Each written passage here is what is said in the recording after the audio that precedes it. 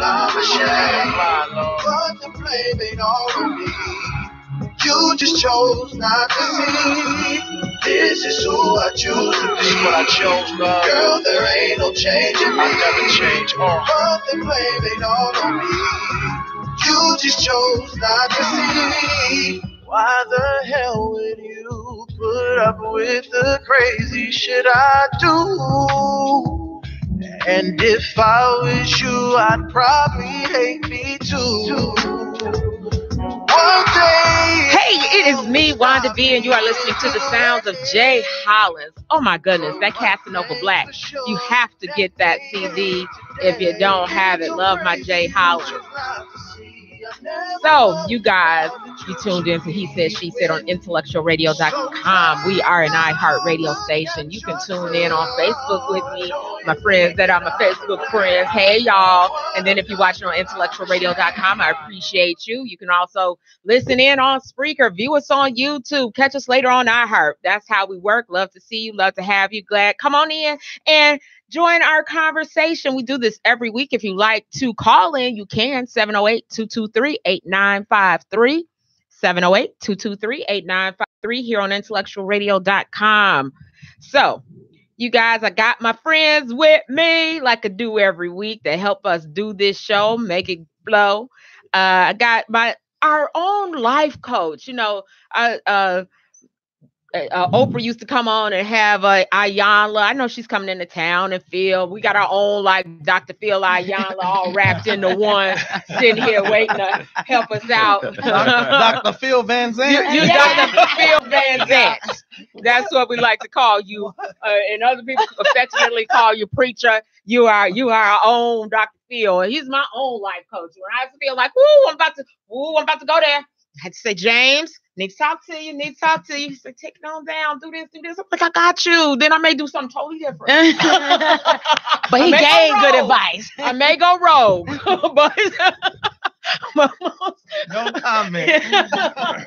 But most times I'm like, it even makes sense and I go rogue. I'm like, yes, I heard you, but this was about to happen. But most of the time it gives such good advice. Oh, he really, really does. Really, really does. James Borchay. Yes, well, praise God. Glad to be here. And I got Valencia. Hey, Valencia. What's up? And Okera. Hey. They round up the He Said, She Said team, y'all. So what we're going to talk about today, oh no, I'm just noticing that doesn't look right on our live, and we're just going to go with it.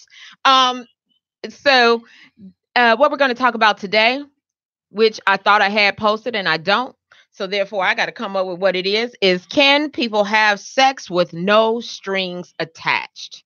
Can you have sex with no strings attached? Now, part of me wants to just start the live all over again, but I won't. We just going to add a topic to this as we go along. So, you guys, what do you think, my Facebook friends? What do you think? Is that something you can do? Can you have sex with someone? Can someone type that into the type that topic into the comments for me? I see that I can't do it. You know what? Maybe I can. Can people have sex with no strings attached? I mean, so I should mention my He Said, She Said group on Facebook. We have a group on Facebook. And dear Toussaint Warner decided that last night he was bored and he was going to say, you know what, we're going to start some topics up and just start talking. Hey, Derek, where you been? And start some topics up for us to talk and see which one popped up out and would become part of our topics today. And actually, I was like, you know what? That topic actually blends into one that was sent to us to talk about with James, because my dear He Said, She Said group on Facebook, please join the group. Some of the people in the group send topics when they know James is going to be here on the panel and say, we'd like to talk about that. And so I was like, you know what? I see how these two actually could coincide. So it's kind of a blended one. So we're going to see how it all blends. So the topic is pass that topic. I was going to say, what does no strings attached mean? What does that mean anymore? That's why I needed to start. I don't even have a comment. I got questions. Well, what does that mean? Explain. I got questions. I do. I like, what does that mean, Wanda? Just what does that going. mean? What I do believe that means is, don't end it. How do I get out?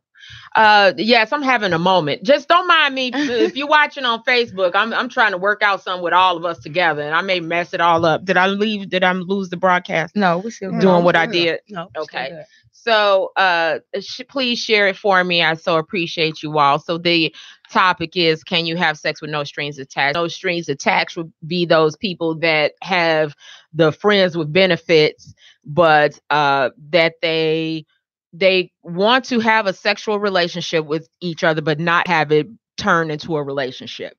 That they continue just a friendship. There's no strings attached. That person can still go be with other people, form relationships even with other people, go do each person, but the only thing they have is a sexual relationship that has nothing attached to that relationship and does not intend to grow to anything more. So they're not hanging out. They're just calling each other up, saying it's time to get busy, and then that's it. Or that's supposed to be the gist of it. Okay, because you got some people that'll stretch that out and be like, well, you know, it's all right if we go to dinner sometime too and stuff. Why that sound like the dude talking? Why that sound like the dude talking? Okay, well, I don't know why my voice did that subliminally and did that. I don't know. And I do think you can do it.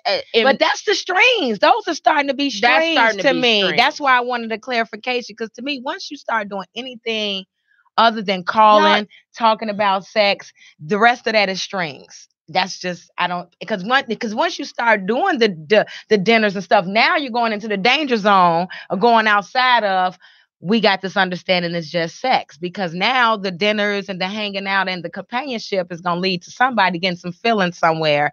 Then we got problems. So if we're going to strictly say sex with no strings attached, then my answer would be, if you leave it at calling for the booty, saying bye, thank you for the booty, call you again when I need the booty. If that's the extent, then I think people can keep those parameters in their mind better. But when you start doing all that other stuff, when you add the strings, then I think those are strings. Yes.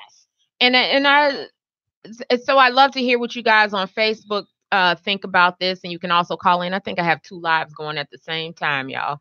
So whichever one, if you're watching us sideways, hey. If you're watching us straight up, hey. So if you I don't know which one you on, and I don't know how my phone's doing both, but kudos to you, phone, for how you rock. You got 2 of us going at the same time. I've never even known that was possible. So okay.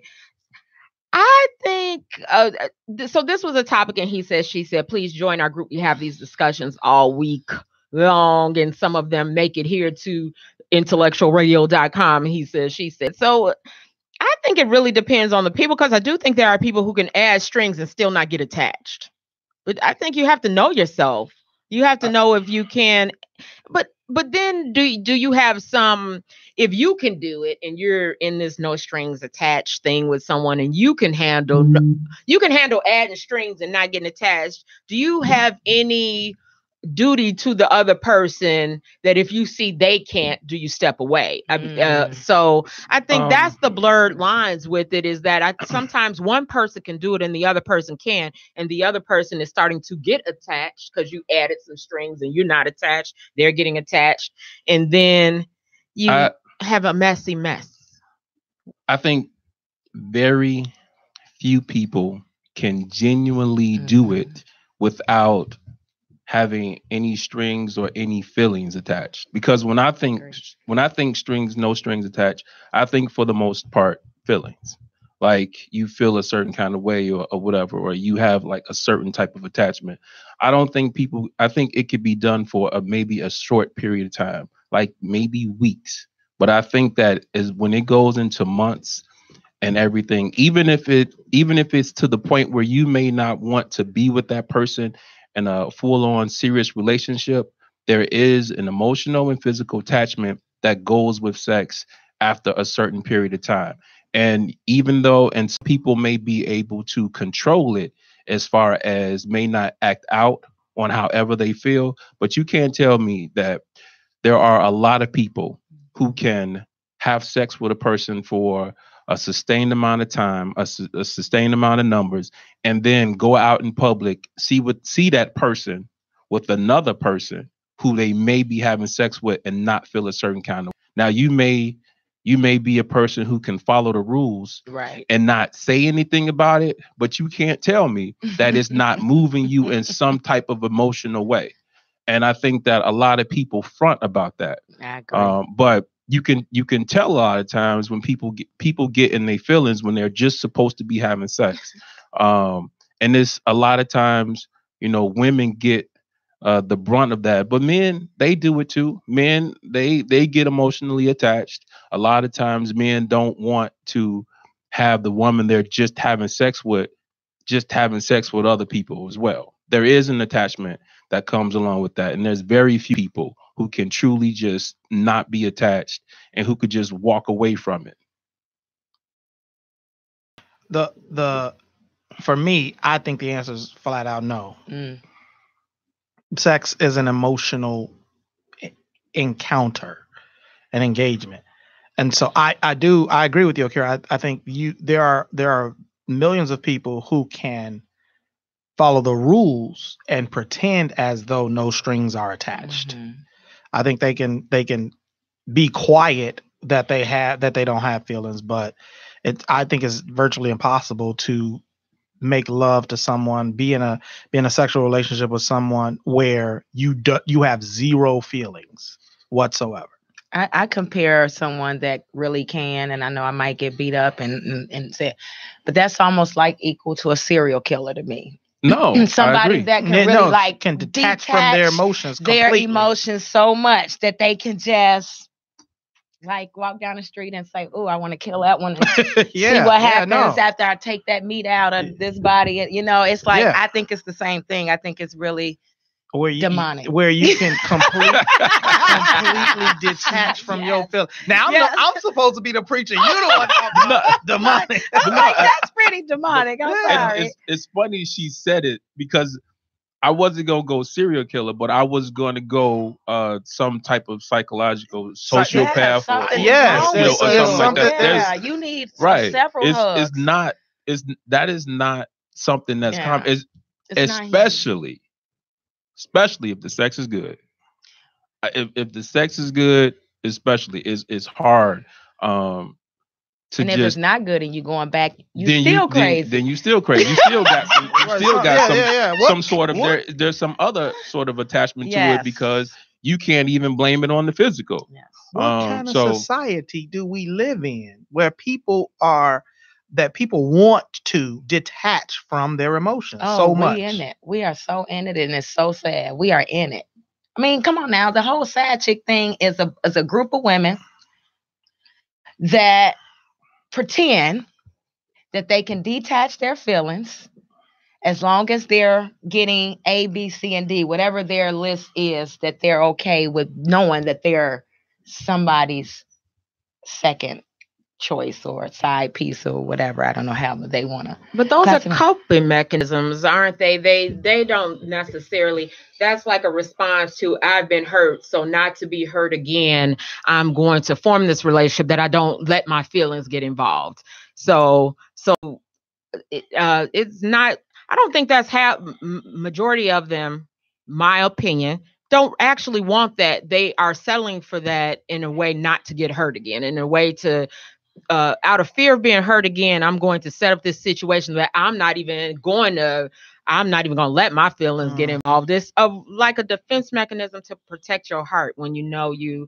But I don't know, demonic if you do it, if someone can do it. When you completely detach from your emotions, what you're really saying is I am completely detaching from a segment of my brain. And I am choosing to not use that segment. I don't know. I mean, she used the word demonic. I would have to. I would have to concur. I would think nobody's actually doing it. I don't believe anybody's cold-hearted. Actually detaching though.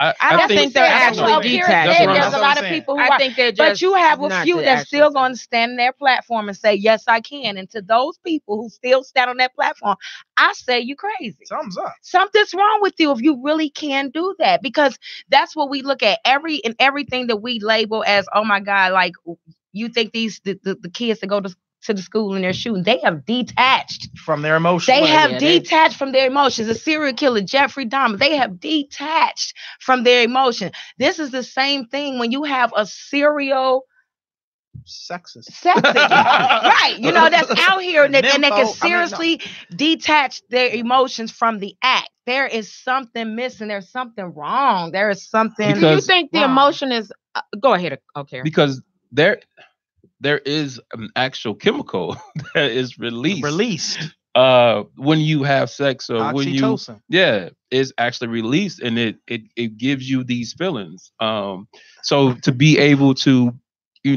detach from, what's going on in your body chemically wise is something that I just don't think a lot of people, there isn't a large number of people who can genuinely do that. But there are some people who I feel like can follow the rules and can, act accordingly. A lot of times when you see problems within situations like that, someone is just not able to manage their emotions, and then you have an issue.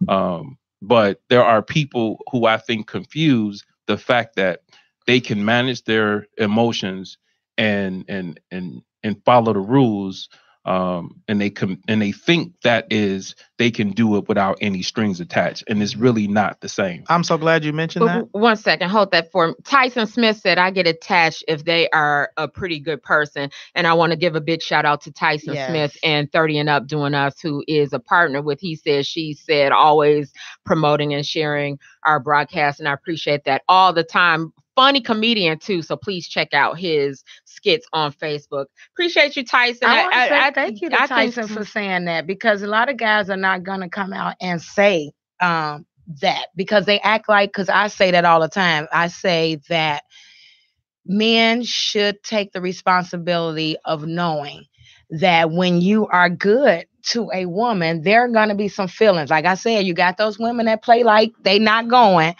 But for the most part, as a woman, if we have someone that is being consistent with the way that they're treating us in a good manner, we start going together with them in our mind, to use N.'s words. We start going together in our mind because they are being good to us. They're all the things that we said we wanted. So for him to say that as a man, I really appreciate that, because that is the true, honest thing. That constant interaction with that person, that's what leads to you finding, oh, this is somebody I could do this every day, day in, day out with. But we try to pretend like that because you spoke these words of we're not going to do anything, that can control the natural feeling. So I don't think all women are that way, though. I don't think all women, not all women, get attached like that if you are good to me, I'm going to start liking you in that way. And I will say that only because in the group He Said, She Said on Facebook, join the group, there was many women who were saying differently. And then sometimes men are the ones who get attached without the strings, and the woman is saying no strings. And I do think there are people who say they can do it. I don't know whether they can or not, but there definitely are people who say they can. Women too who don't get attached. But I feel that if you are in that relationship with someone and you are the person who can detach their feelings, because I don't think you don't have any. It's just that you don't like them like that. You just don't like that person. I think in some ways the person who keeps them detached never really liked that person. So that's why the feelings aren't getting any stronger. And I can keep doing this because I'm still looking for somebody else who fits what I'm looking for. So I'm kind of just having fun with you. But you notice the other person is having strings. Why not? Why don't people stop seeing them then? Why are they selfish and keep seeing someone who obviously is starting to like you? You know what? That's a really good question. And this is what I think some men would say, is that a lot of times, even when you try to do what you think is best for the woman will say to you, I'm grown. You don't have to look out for me, this, that, and the other. The other thing is that, look, quite frankly, that's a good situation. Like if you have a person where you are you are getting certain needs felt. So let's just say you a guy, girl, whoever, and you're busy and you feel like maybe you don't have time for a relationship, but you do have time for a sexual relationship, right? And so you find that and it benefits you. So what you're saying is that even though somebody is telling you they're good because I think that they may not be, I am supposed to punish myself and walk away from that. That is a hard thing to do.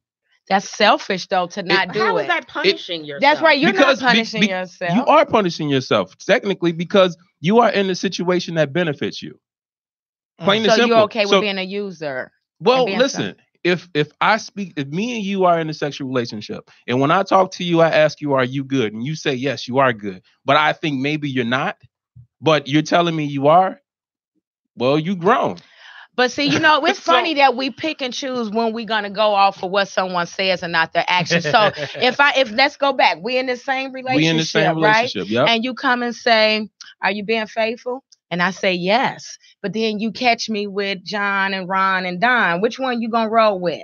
I said or what I acted? Why are we gonna pick and choose? If you see that I'm like always, I'm calling you a little more. I want to be with you a little more. Those are the signs that we pretend we don't see. I am not saying that it isn't selfish. It is selfish. Okay. I'm not saying that it is. I'm not saying that it's not selfish. What I am saying is that when you are in the position, when you are the person or you the other person who's not attached, it is hard to just say, okay, I'm going to do what's best for somebody just because they may be attached, even though they're telling me something. So now what I would have to do is get rid of you and then find another person to agree to that same situation, because that is the situation I want. Now, as bad as it may sound, at the end of it all, most people are self-absorbed in some kind of way. Even when you're doing charity, you're doing it because it makes you feel good. So we are all here serving ourselves before we serve anything else. And to have a situation that benefits you and to say, okay, I'm just going to do what's right for the sake of another grown person who can make their own decision is, and a lot of times, asking yourself a lot. It is what it is. That's why people don't necessarily just walk away from somebody who's telling them they're good, even if in the back of their mind, they think they're not. Well, then they deserve the punishment. Everybody talks about accountability all the time. And sometimes we can make a decision, but there are going to be, what I tell my children all the time, for every decision is consequence. So I think I understand it. Why would anybody say I'm going to stop seeing you? And that's why I tell everybody who wants to enter into one of these situations, you better look out for yourself, because they're always going to want to keep seeing you because it feels good. You're cooking for them and you're doing everything for them. Why would they want to leave that situation? Why would they want to leave, and why would they want to make it any more than what you always said? We're going to keep it here, but they getting all of that. And so I think you have to be mindful of how you're feeling and if you're really feeling good in this situation. Yes, you think it's friends with benefits, but what is your benefit? I mean, the gentleman said he walked away. Can you elaborate a little bit on your situation and why you chose to walk away? Alemio? Yeah, Alemio, please tell us why you chose to walk away. And I commend you for that, because it is, people feel like it's punishing. And I told her or him, because this goes both ways. I told her and she said she was okay. So they think that absolves them, even though they know deep in their heart they seeing her wanting more. But they think because they're being honest that absolves them, because and so I commend you, and anybody who goes a little bit further to say, okay, you're asking for more than I can give by, because then you are a friend. Yeah, you are. And that's the thing. That's what, when we in relationships all the time, people act like it has to be some big drama blow up. It could just be, I got to the point that, do you know what? I've come to realize that I want something else, or this is. It doesn't all the time have to be some big drama. It could just be, I no longer want to even waste your time. I done got to a certain point, and I see this is not what we started. It's just let it go. Don't waste people's time.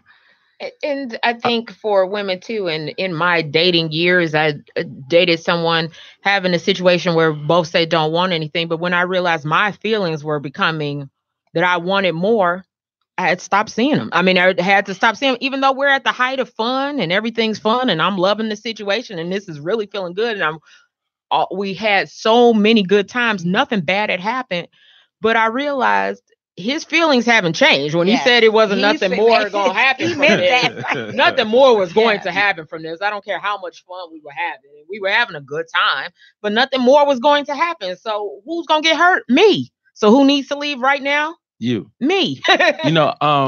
Look, I've been in this situation. And personally, I can't do it without strings tied. Even when I'm just having sex, normally my agreement is we just only having sex with each other because I'm just not a fan of community in that way. But I've also been in a situation where I have realized that somebody was catching more feelings or having their feelings in a different way, like they wanted to have a full-on blown relationship. And, eventually I let it go because the conflict became too great, but it was hard to do. It's hard to do when nothing's wrong. It was hard to do. And I remember before I did it, I actually looked at the person and one day and I said to her, I'm going to have to stop this because you don't have enough strength to do it, because sometimes people fool themselves. I don't know about that comment. I you don't have enough strength. You can't handle this. You catch your feelings. Listen, it was true. It was true. It was true. Why can't it be about you? So you saying I keep doing it if you could? Listen, I liked her, but as far as the part about going and having a relationship, I knew my answer wasn't changing. Right. It just sounds like you putting the onus on her as being at fault. No. If you could do this, we keep going. But since you can't, I don't have strength. Listen. I'm gone. It wasn't that. It was more or less. We liked each other. I liked her, but I knew as far as a full blown relationship, I knew my answer wasn't changing. So let's get into that. Why? Right. Because what you just said is both of y'all caught feelings. Mm-hmm. No, listen. That's interesting. I told you what you just. That's what he just said. That is. I don't listen. Let's get it. Let's be clear. I don't have sex with anybody I don't already like going in. So why do you want a relationship with her? Because of the situation. Which is? There was a situation.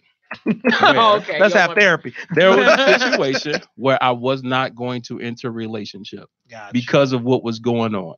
So why enter any relationship with him? Because I wanted to still have sex. Okay. Well, that's honest. So okay, and that makes sense. And I think okay. Some people enter relationships, and I'm gonna switch from your situation and just put a general one. Thank you. Some people enter relationships or sexual encounters because they're unhappy with they may enter sexual encounters with person B to fulfill what they're not getting with person A at home. You could be in a committed quote unquote relationship with a partner and you all are on rough times all the time, and then you enter a sexual relationship to fulfill some of the chemical needs and the bonding that we need as human beings. And in that case, that doesn't necessarily mean you're not catching feelings. That just means you can't take this any further. You get what I'm saying? Because you might be catching feelings, but I can't take this no further. We can't do nothing else. Right. You feel what I'm saying? Yeah. I naturally, I think, like you kind of mentioned, okay, am a monogamous. Even if in my head, I think I would want to see multiple people. I just can't. I don't. I go to who I like. If I like that person, that's who I'm kind of seeing. I just prefer to see that one person. Why would I see a bunch of people? But then that's where the feelings can start, because you actually do like them, and if they've said they don't want a relationship, it's a very slippery slope to detach your relationships from somebody you like. It is. Why would you want to? I don't understand. For whatever reason, some person does not want the relationship with the other. Sometimes because they see, people claim they want to be single, but they really don't. Yeah. And that's why I said, let's just say we out here, we run around with this, I'm gonna be single flag, but that's a whole lie. You want to be with somebody, right. You want to lay down, you want somebody to hold you, you want to have a nice dinner, and then you want to throw that on there, and for what? Because so you can do what? That's where I get stuck at. What is the point? Like, you really don't want to. So now let's get real. I gotta ask. Can it be 3/4 of a lie? No, it's a whole lie. Some people can tell a little bit. It can be a white lie trim, like some truth trim with some other stuff. But tell me you want to be single, but yet you laying up and you going to dinner. You're lying. And you're having a whole fake relationship, but then saying it's not really a relationship. It's like the benefits. That's what I'm talking about. Most people, and I'm not talking about some people. Most people don't tell themselves the truth. Yes. Because some people lie so good they believe that stuff. Mm-hmm. That's what really goes on. We gonna have sex and we ain't gonna have no feelings. Right. That's why are we even doing it? That's biologically impossible. No, I'm just saying. That is biologically impossible. They're basically saying not that they're going to have feelings. We're not going to have a relationship. That's what you mean. What it means. We're not going to have a relationship. That no feelings means that we're going to do everything like a relationship as close as we can without putting any titles or commitment to what we're doing. Yes. And so I think that's pretty much what it is that I don't want that title. I don't want it because then I still have freedom to have keep one eye open. So when you do catch me out, I can be like, "We never said, we never." Bingo. And it's just or I'm scared to get hurt. Yeah, you know what I mean. You still gonna get hurt because when they figure out that because in their mind they could be thinking you the one really got your feelings intact, and you might let the one walk away because they thinking, "Oh, I ain't no need. Akira's not gonna go further, so I need to walk away." Just like Wanda, you walked away from somebody because you thought it wasn't going any further. For all he missed out, or maybe you walked away too soon because he didn't speak up. Who got time for this? And I didn't walk away too soon because I walked away when it was. No, I'm talking about far. You know what I'm saying? That whole dynamic. I don't feel I missed anything. No, you don't. But he probably did in his head because he didn't speak up and say it could have went somewhere else. Because you all were having a great time. I'm gonna go with the honesty of what they said. I mean, if somebody tell me it can't go any further, I'm gonna hear what you say. I'm not gonna go off your actions. For men in this instance, women, I think, because they will have a good time with you and give you some actions that make you think they want a relationship. In your head, you think you can fool them into wanting a relationship, or that's where it's going. Because they do relationship stuff with you. When they were saying that, believe them, they don't want a relationship and just let it go. Let's be real. Men don't tell you. We don't fool around like that. If we do not want, if a man does not want a relationship with you, there is literally nothing you can do to change that. Even though he acts like he does, you're going to movies together, he's spending the night at your house, and he's doing everything. I do not want a relationship with you. There is nothing short of Jesus Christ Himself coming that will change that. Nothing. That's just real. Men we don't fool around with that. If we want a relationship with you, we will pursue you hard. If we do not, and we actually say out of our mouth, I do not want a relationship with you, you will not change that. You can strike him with lightning, it will not change. So then for the woman who's telling her girlfriends, girl, he's saying that, but he at your house every night. He at your house and he paying your bills. Y'all going, girl. They don't understand men. That, but he coming around. He just ain't said, men communicate differently. They don't no, right. We got some justifications at the girlfriend talk. They don't understand how the mind of a man works. Period. And I'm talking about biologically. It is if we do not like men don't like conflict, first of all. Okay. You all use words way more than men. So if a man actually utters the words, I do not want to be with you, we could hang out. But he has already thought 7 ways to Sunday how this is going to impact you. And he is quite literally prepared for war. And when war doesn't happen and you all say, I'm cool with that, trust and believe that will never change. He might like the situation y'all in, and he may start doing whatever it takes to stay in that situation, but that ain't gonna never change. But don't misinterpret. That. That'll never change. Don't misinterpret. Ladies, you heard it here first. He said, she said, don't fall for it. Hashtag let it go. T Bizzle says, hey T Bizzle, y'all got to check out me and T Bizzle have a good time once a week. doing our raw checklist, y'all be checking things off the list. Like, what are they doing? Your life. You have a checklist of what you want to do before you die. We want you to check some things off your list before you go. So we have that every week. This week we're doing it Wednesday at 9:00. This is why. So T. Bizzle says, this is why the Bible says, hold it, because that's hot mix. What? That's not mixing mentally because you want to be with that person constantly. So are you saying that when you feel like you want to be with that person constantly, that explain that for me, T. Bizzle. I may be reading. My glass is kind of foggy. There's the dollar store glasses, so I can't see that well. Explain what you mean by that one. So, but what I think, what I could interpret that to mean that sometimes we know we have feelings. I think we know we have feelings and want to be with that person constantly, and we fight it and. This just does not work for all. Now, I do know there are some people who say it works for them, and if it does, more power to you. But I do say that don't have this secret feeling. Listen to James. Don't have a secret feeling that that his actions are saying anything more than what his words are saying. Because if his words are saying, I don't want a relationship, but I like hanging out with you, don't think that over time, because now it's been a year and y'all still kicking it, this could be something more. Right. So I know my pastors and preachers who watch this show, knowing that I'm on it, will kill me if I don't say this. And let's take this a little spiritual for a second. When you all lay down together, you are mixing energies and chemicals in the process of becoming one. That is the process that you are engaging in when you start having sex. You are working to become one, which is why I say it is biologically impossible to not develop feelings. You may not say you have feelings. You may not admit you have feelings, or you may not act like you want to be with the person, but the process for becoming one is taking place. You start thinking like the person, you start acting like, you start remembering stuff that he or she did. I'm just being real, because the process to becoming one is taking place.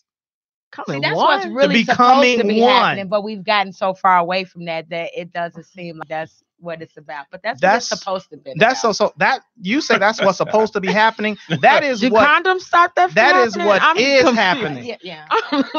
That is what is happening, whether we want to admit that that's what's going on or not. The two are becoming one. You are consummating. I mean, we don't want to use these words, but that's what's happening. Energies are being exchanged here. That's what's going on. And so to try to detach from that mentally is really telling yourself, the question I have is, what are you saying to you about you that would allow you to want to do that? Mm-hmm. I think that's the thing. After a while, you start to ask yourself all right, what do you mean when you say to that you would want to do that? Like, what part of it? Just have sex, or to have sex with somebody, or be in a situation that you don't necessarily want? Okay, so there's two things. There's I guess there's the difference. What I'm trying to is, there's two people who are just having sex, and then that's one situation. And then there's a situation where, let's say there's one person who is good with it and another person who is not. Are you talking about that when you say? I'm talking about both situations. All of the above. Mm-hmm. So for example, when let's say two single people are not, who ain't got situationships, but are just decided, you know what? I don't want you. You don't want me, but we just gonna have sex together. What are you saying to yourself that would allow you to say, okay for me to be used by this person, and it's okay for me to use the other person? Why do you consider it you being used if they both it agree? Should be sacred to you enough, or you feel but okay, that. I think that's his point. Okay, the thing is that I guess the part about it being sacred, not a lot of people see it that way. So I mean, if you don't see it as being sacred, you're not really saying that to yourself. Basically, what you're saying is that, while this person may not have all of the qualities that I want in this, I find them attractive, and I am attracted to them, and they are pleasant to be around or whatever. And so I'm going to have sex with them because maybe people, they compartmentalize their lives. And so maybe they feel like, okay, I got this going on. I got this going on. I got this going on. I don't have time, or I don't want to make the time to be in a full to be in a full-blown relationship and have to tend to somebody's emotions in that way. So, but I have physical needs, so I'm going to take care of these physical needs. I may have certain entertainment needs where I want some company.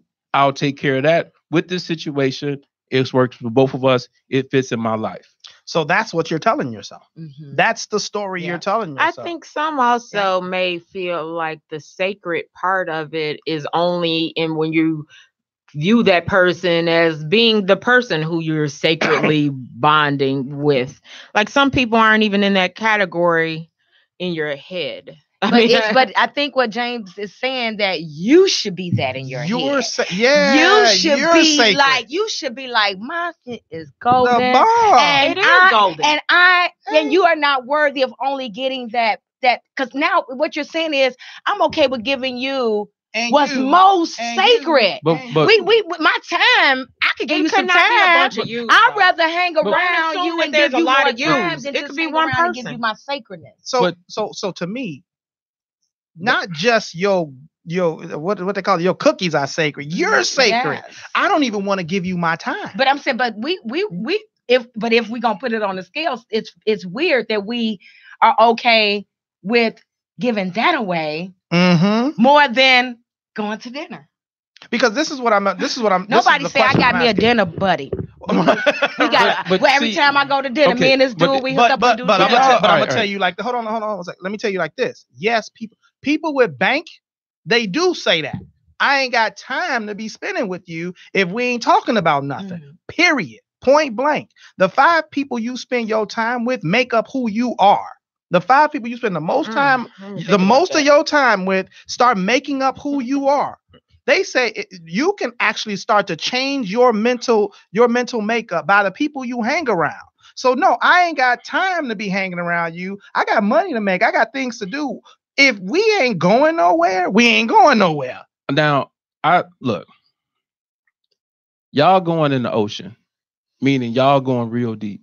Y'all are going really, really deep, because the reality is there's a lot of physical stuff that goes on. One of them is the feeling to want to have sex. That's in you.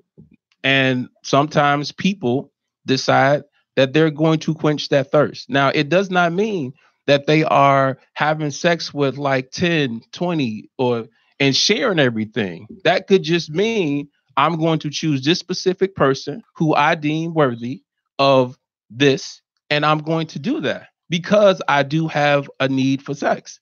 So unless you are a person who are like really religious or something like that, you're really not thinking in those terms. Why not? You don't have to be religious. You're not really thinking in those terms. You're thinking. But the thing is that it comes to your decision. I choose what's best for me. If I choose that person is what's best for me, then that's the end of it. It's only my perception. Every person that I choose to have sex with, then I deem them good enough. Whether they are or not, it's my idea. It's how I believe. That's it. But that's at the base of why we are in such a mess. That is the true basis of why we are with such a mess, and why we are so chaotic, and why we have all these questions and back and forths and these new things we're doing, and we keep creating, and we wondering why we running over here to get implants is the new thing, and then you turn around and you go over here and it's a side chick thing, and you run over here. That's because we try not to get deep. Life is deep. It's deep. This is deep. But hold on. So let's. There's a lot of people who would say we in the mess because of the Bible. Let's pull this back for a second, because I'm not even talking about. I'm not talking about spirituality the Bible. For me 1 second. On which one? This one? Yes. Okay. Hi, caller. You are tuned in to He Said, She Said on IntellectualRadio.com. What's your name and where are you calling from? Hey, I'm the lady with the giggle in the middle. This your girl, comedian T. Benson. Hey, T. Benson! With the giggle in the middle. I've never heard you use that one. What you got to say, T Bizzle? I wanted to say I'm agreeing with everybody. You know, everybody there, like my best friend in 2018. For me and for what Valencia said, and even what Akira said, and of course my boy brother James. When we say sacred, we're not talking about you're gonna have sex and then you're gonna know the Bible from Genesis to Revelation. We need to get people to understand when we're using the definition of sacred, having sex, we're saying that his organ down below and my organ down below is something precious. So that's sacred when we're together making that bond. And when James said about that chemical, it is true.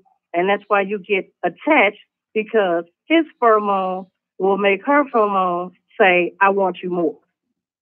Women, we lie saying, oh, yeah, we can have sex without a relationship.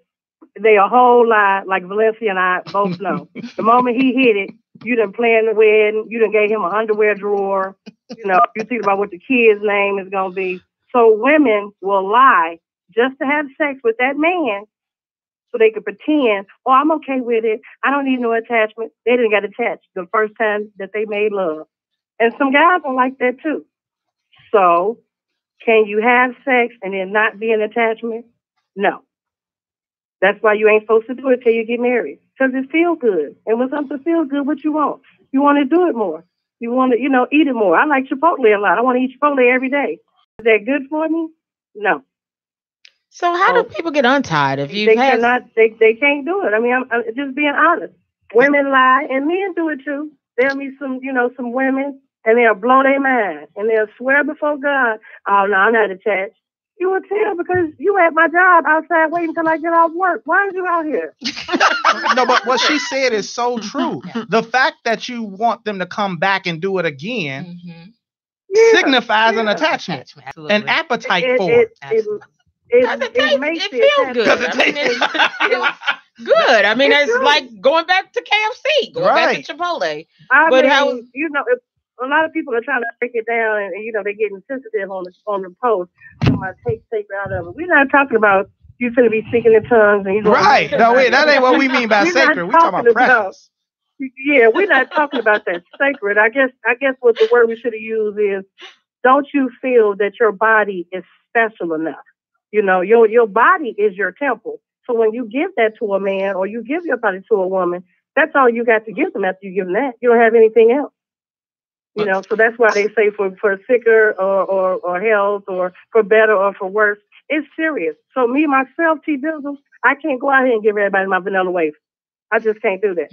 I just got to wait, and if he's going to be in a relationship with me, then yeah.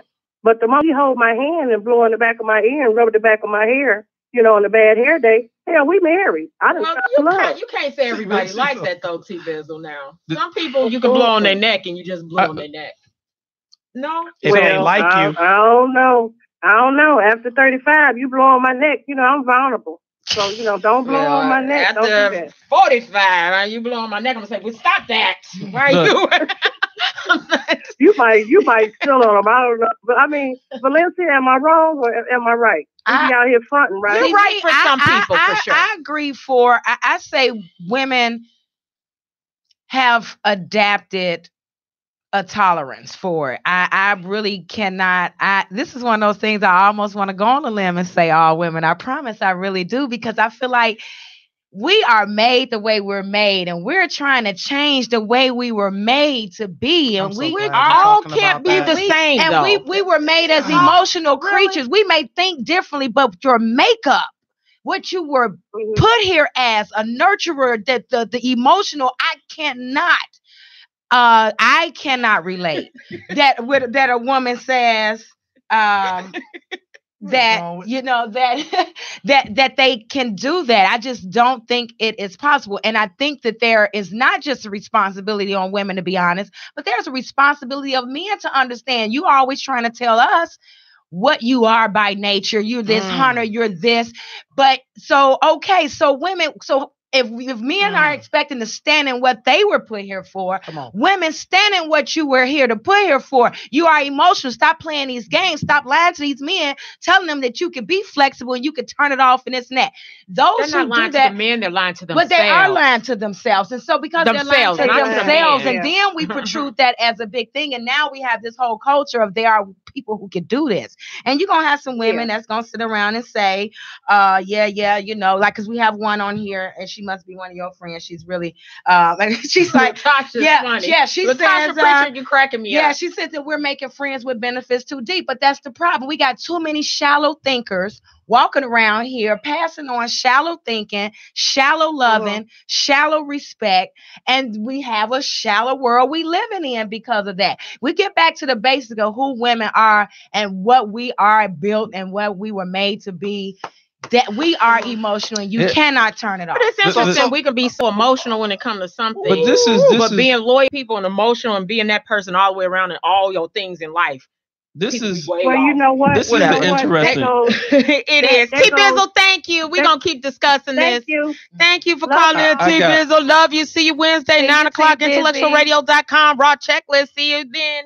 Okay, y'all. Okay, so, I just got one question. Go ahead. I got one question about it. All right, so women, they be in their natural state, right?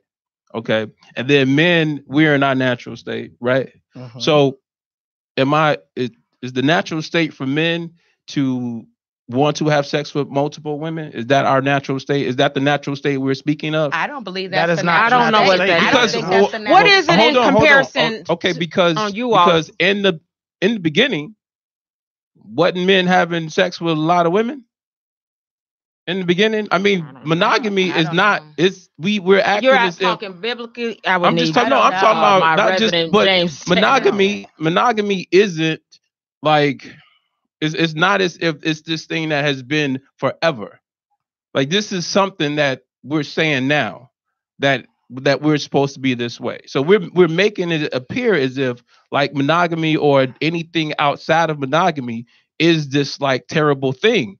As if it just came. I think you switched subjects. But no, it's not necessarily a switch of subject because what y'all saying is that y'all have an issue when people just have sex or having sex. But here's the deal. When in the past, when monogamy, when you have cultures that have multiple people they're allowed to have sex with, they're still emotionally attached and they still have duties and they still care for and protect. They're just not out there saying, I got 7 women that I'm going to have sex with. There's responsibility. It is that in their culture. That don't add up then. In their culture, there's a difference then. What, the financial? You're talking about the financial responsibility? It's the financial, it's the protection of the family, it's the teaching of the family. When you all the time about having sex and walking away without no teaching, no touching, no anything. So that is a cultural thing that there's other things that go with sex that is still not having 7 women, having 7 thoughtless rounds of sex and going home and saying, don't like me because we just had sex. No,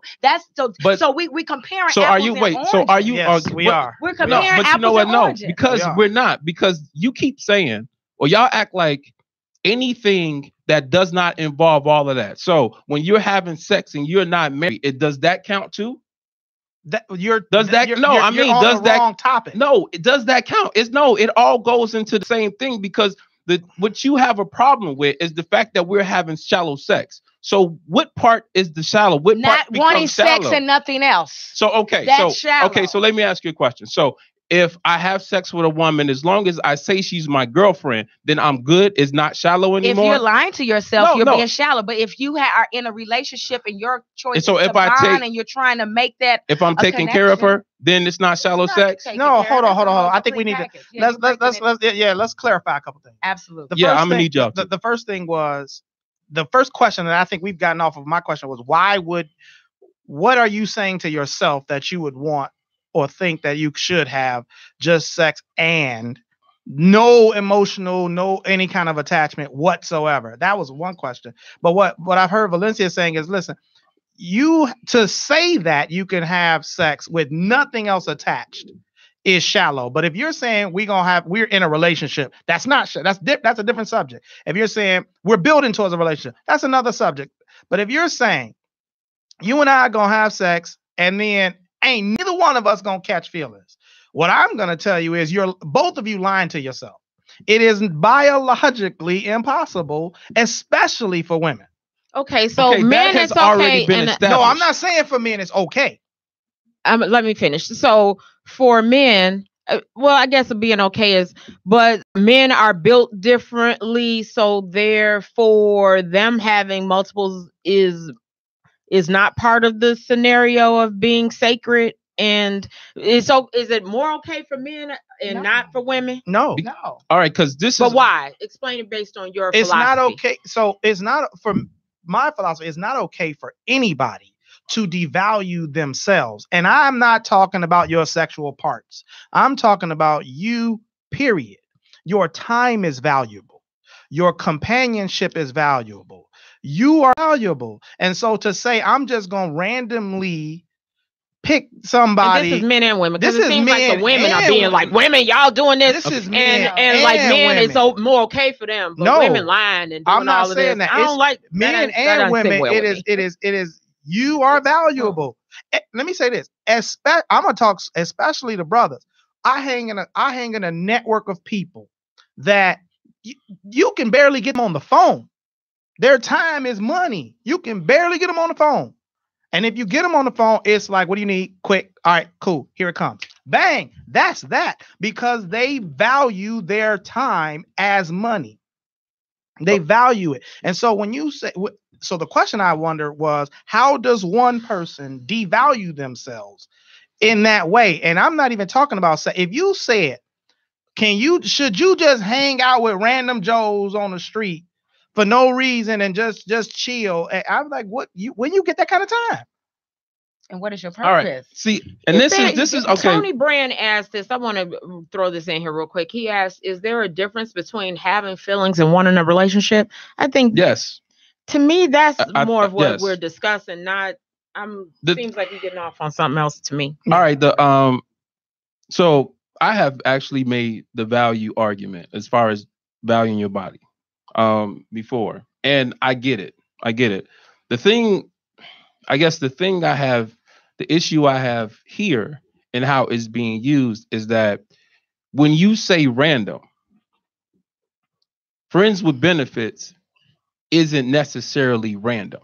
Like if let's say you're married and you go on vacation and you having sex with some girl you meet in the bar or something like that or whatever, and you having one night stands, you doing whatever. But a lot of times when you have a person who is a friend with benefits, it's because it's not necessarily random. It is a person that you have decided upon or whatever. Is married? No. I'm just saying single people, two single people. Okay. Right. You don't just have friends with benefits with random people. And I guess that's the thing that's kind of throwing me off about what you're saying. When you say because the only alternative is either one, be in a long-term relationship or to abstain. That's what it boils down to then. It's either be in a long-term relationship or to abstain. And so if you're a person who's not trying to abstain, then you are a person who is constantly looking for a long-term relationship, and you are supposed to just go and ignore whatever sexual desires you have because I'm just going to wait until I'm in a long-term relationship. But a lot of people, friends with benefits, ends up being a long-term relationship. It just may not be the type of relationship that leads to marriage.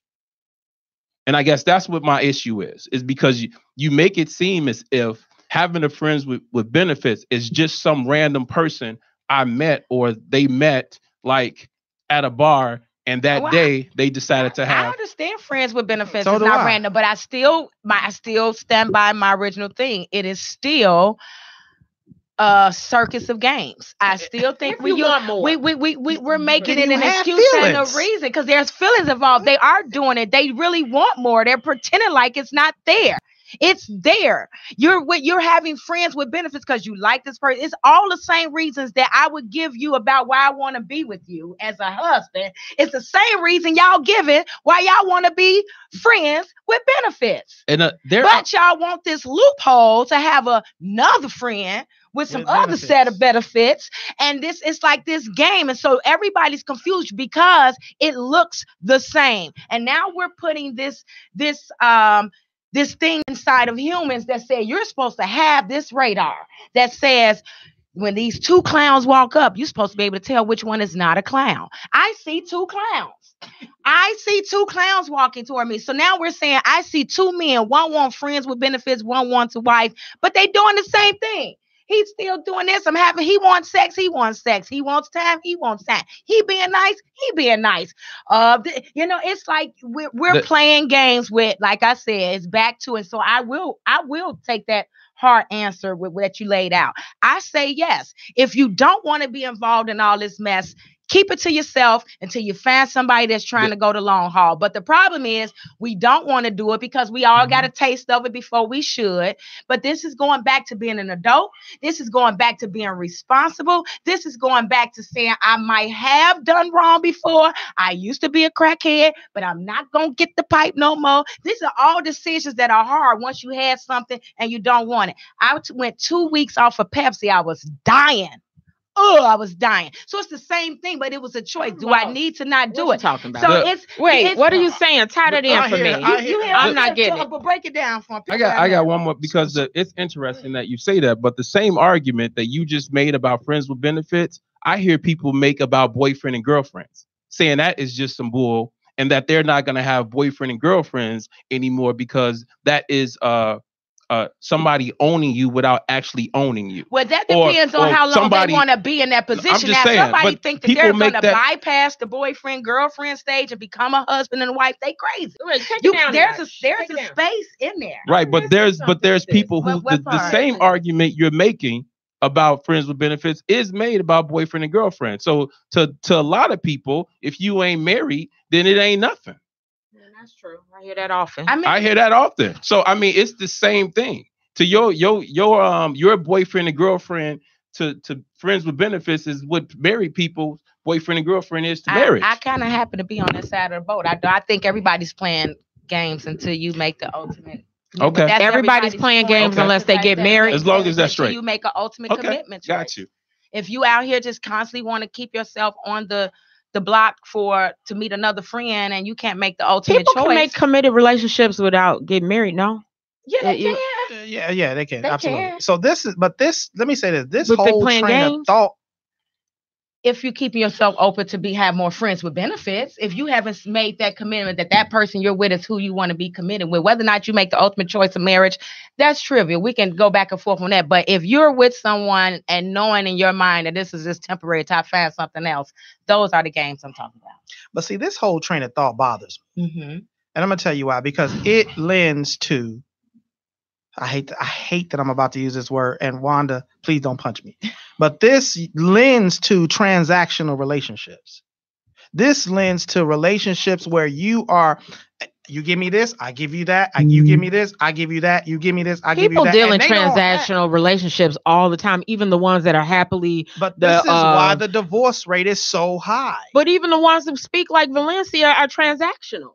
And what's wrong with that, though? And I think people are transactional. And I'm gonna tell you, I think it is. I am on a crusade to help people move from transactional relationship to real love, to real, true, authentic, genuine love and care for one another.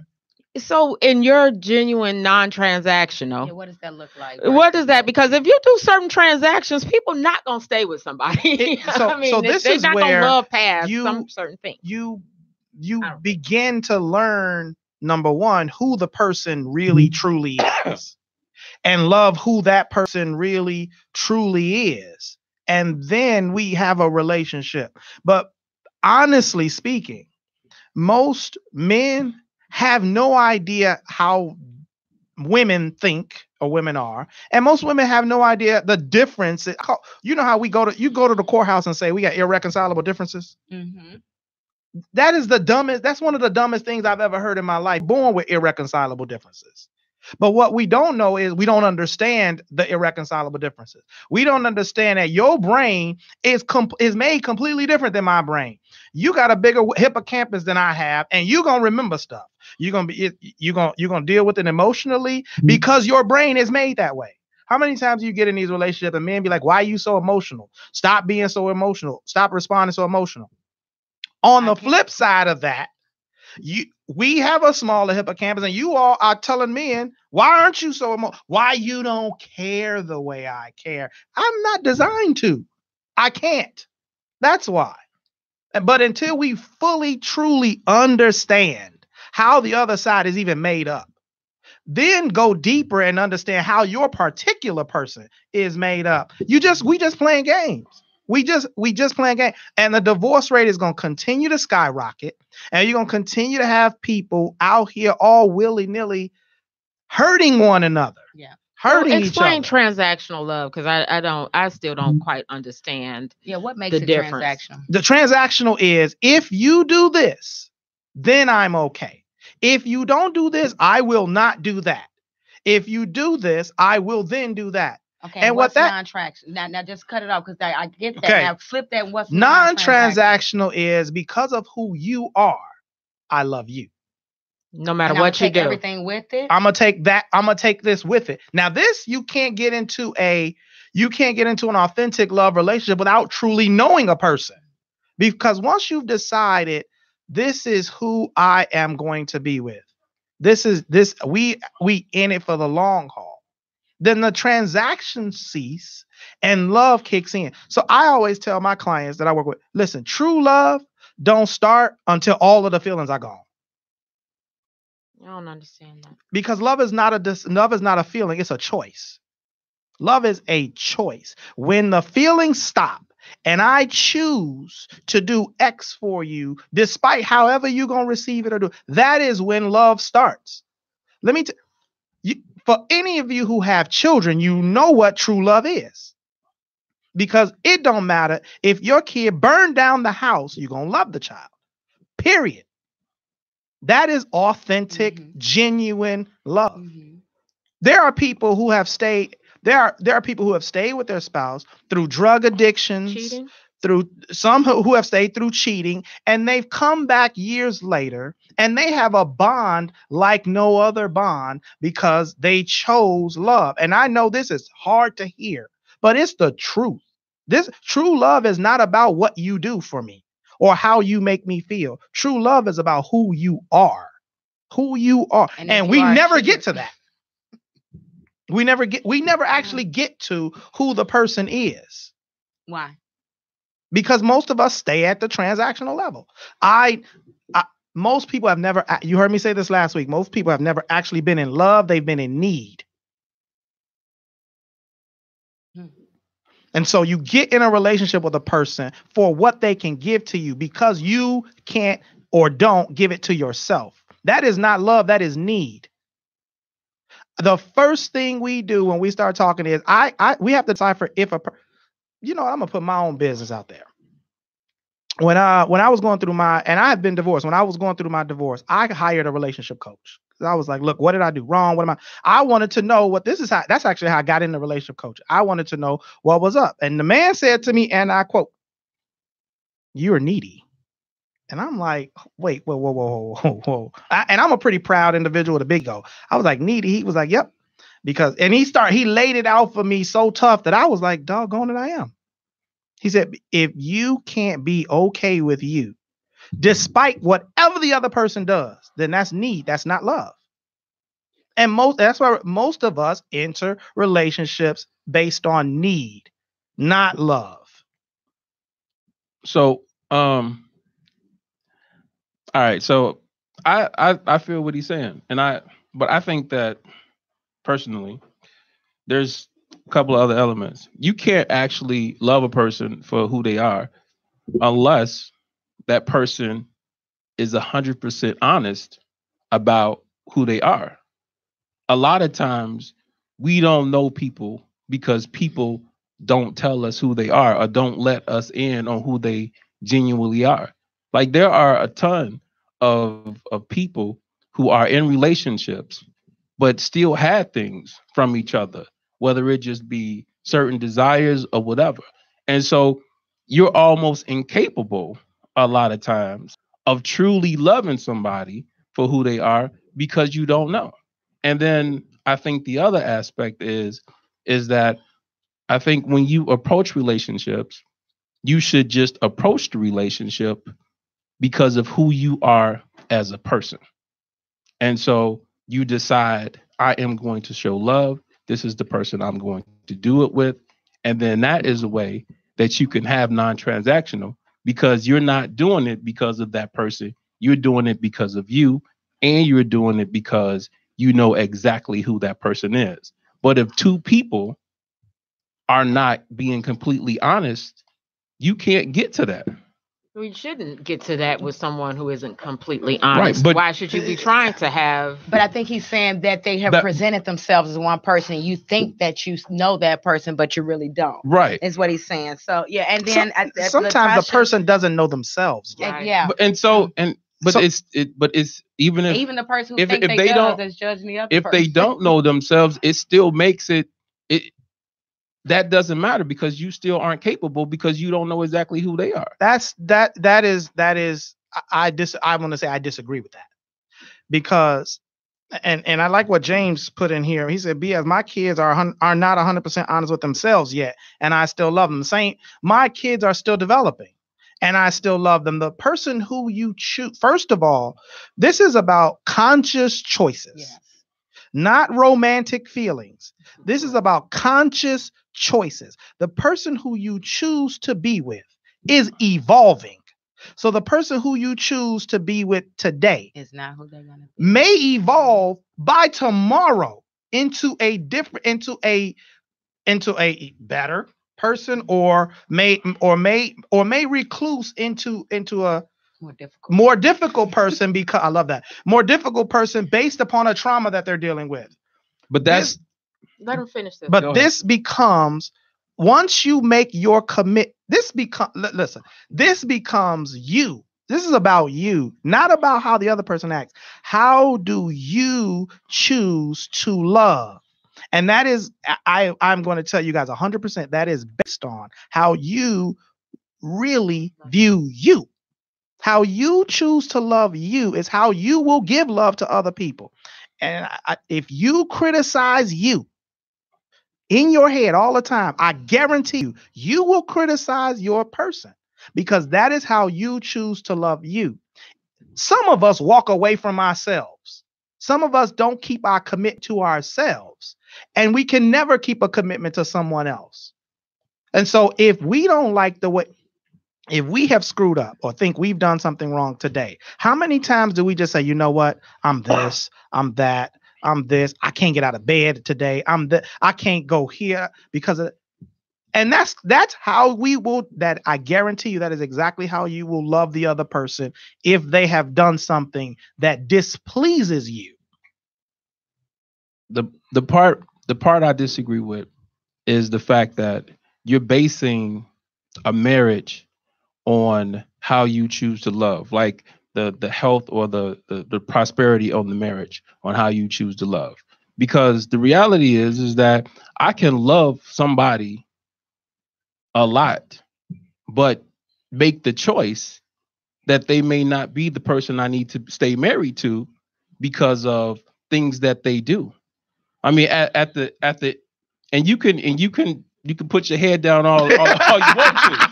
But the reality is that marriage is only as good as people's actions. And so, for instance, but no, that's the whole point. Listen. That's how people think, though. But to think that somebody's actions has no bearing on whether you should stay married is absolutely crazy to me. Because I understand that. That's where everybody. Right, and then that's why I disconnect. Because then that means that if you are with somebody, then whatever they do don't matter. So they could cheat, they could steal, they could molest your kids, they could do all of these things, and because you are just deciding to love them for who they are, you stay. That right there lost me. Because you can't just saying most people aren't. I mean, to me. And then I just and it's but see, I don't look at that as a bad. I don't look at that as transactional. No, I don't see that. I don't see that as transactional. When I hear it, I think of it as, okay, if I'm the woman and I want him to take care of me financially for me in order for me to do this for him. Those are transactions to me. Now, if I'm with someone and I'm but it sounded like that I'm being shallow in my transactionalism, I guess I would say, because they're going deeper, and that's why I have. That's one form of transaction, right? So that's a form. So, but the form of getting down and telling me that I don't truly love my mate because I can't love him through his choices. Now, see, I can love the essence of who you are, but when you make choices that meant that you didn't love me enough to consider me, I don't see how that all of a sudden you turn me into a transactional person because of the ill actions of another person. So it's almost like we are telling people, which I hate, that you have to stay with these people through all these horrendous actions and be to the other side and say, we made it. He beat me. He cheated on me. He did all of this. But because I love, we made it 100 years. And I happen to get off the non-transactional boat at that stop. That's what I'm talking about. So now we're talking about abuse. There is a difference between choosing to love someone for who they are and choosing to stay with someone through abuse. Okay. Now, I think we always go to these extremes. We do. We always go to the extremes. Because some of this we don't. It's not extremes because that happens. But let's deal with these things in marriages. Let's deal with the 90% of the times that happen. Most of the time, people stop the love because they don't like the way the other person, quote unquote, makes them feel. You know how many times I hear that? She don't make me feel da da da da da. He don't make me feel. Therefore, I have fallen out of love. That's the stuff that's BS. If you are being abused, your love for yourself has to kick in, because if you wouldn't take the person you're supposed to be loving being abused either. But that is not the majority of the situation. So let's take away the cheating and all that stuff. Let's take all that away. So now, are there, outside of cheating, beating, and all of that, you're saying there's nothing that a person can choose to do that you're supposed to not get in true love? So let me just say this. Because there's some disrespect does not necessarily mean cheating. Not honoring and prioritizing your mate is not cheating and beating. Those are real issues and reasons that you can choose not to continue to allow someone to do that to you. Here we go. I know. You know what? And I think that's what we're going to reel in. Thank you, Derek. That's true. We're not talking about friends with benefits no more. We off the topic. So let's go back to... But I didn't know that was going to be the only topic. I didn't know either. I didn't switch it either, though. What you want to do, okay? What you want to do? What's your topic? What's your topic? I'm sorry. You're right. What we going into? No, I didn't know. Can I answer her question? No, I wouldn't. Can I answer her question? Because what you mentioned was, how do you even define true love then? Yeah, because as far as in transactional, non-transactional, because if we're doing that, and I'm saying, because I agree with you all, we always say the cheaters and this and that, but there are some other things like I just threw out there, the few examples that I've given. Where do I become where you throw me, oh, she was transactional because I won't accept what? Like, are you saying all of that? Because I understand accepting the person for who they are, but the choices in which they make and how it affects me changes whether or not I'm going to allow you to love me in that manner. Is that necessarily saying I'm selfish with my love, or that I think I should be loved better? That's why I'm confused with this whole transactional thing. I'm actually going to go on a limb and say what we're talking about isn't love. Okay. We're talking about need in that situation. And what is it that I'm needing? Say your statement again. The respect. Say your statement. The whole thing you just said. I don't know how to say it word for word. I want you to love me a certain way. Well, everybody has a that's your love language, right? You want to be loved the way you need to be loved, right? That goes into transaction. True love, I think see, that's why I disagree with transaction, because I am who I am, and if we're gonna say that, then throw out love languages, because here we are trying to discover how this person views love and needs to be loved, and I need to know that, and I need to give them that, and they need to know about me and give me that. I don't see that being transactional. I see that being part of what love is. I think that is where the transactional, why you say, oh, I'm about to say transactional. That confuses me to of not understanding how do you turn off certain transactions. Seems life is a transaction. Life are transactional. Even parents and kids is transactional then. Because to some degree, but when you get into authentic, genuine, agape love for someone, it however you choose to display who you are, I'm okay with.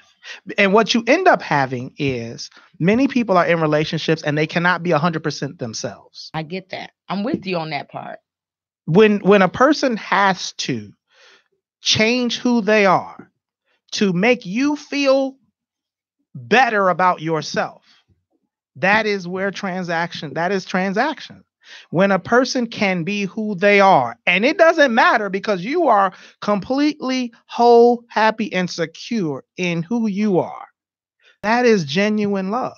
And then you can choose to, on the person's worst day or worst month or worst year of their life, you can still be there with that person because you genuinely love who the person is. Oh, I'm gonna stop right here. So that makes sense to me, and I guess we are not genuinely in love with a lot of people. I mean, or in wrong love with the wrong people. If they're beating you, cheating, doing this, you won't be able to get to a point of non-transactional love with them in the first place. It seems like it's impossible to get to that point with people who you cannot genuinely love to that degree, right?